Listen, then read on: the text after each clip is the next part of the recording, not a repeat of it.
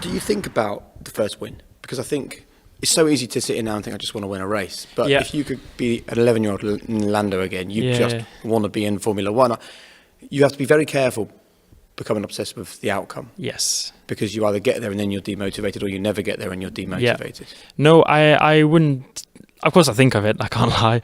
I think everyone on the grid would say that they thought about winning the race, and especially that one. When I saw then Lewis, I think it was his 100th race win. Then it just made me feel even worse. Like, I just gave him his 100th race win. I've not even got one. And you see those, a few cases where the outsiders won the race.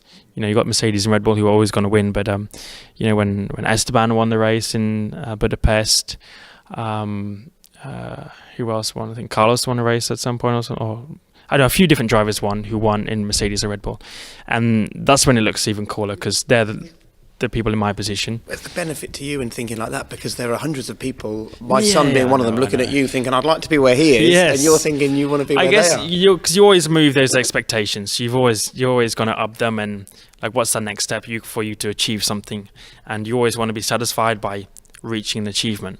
But I think in Formula One that's so difficult because it's not like a guarantee you're ever going to win a race or be on the podium or anything like that, and that could have nothing to do with you, right? It could just be because of reliability, or your car's not quick enough, or the rain comes, or whatever it is. So it's never always going to be your fault. So maybe there's some things you can change here and there, but no, I think you need to understand when you get to Formula One, a race win doesn't necessarily mean your first place in the race, right?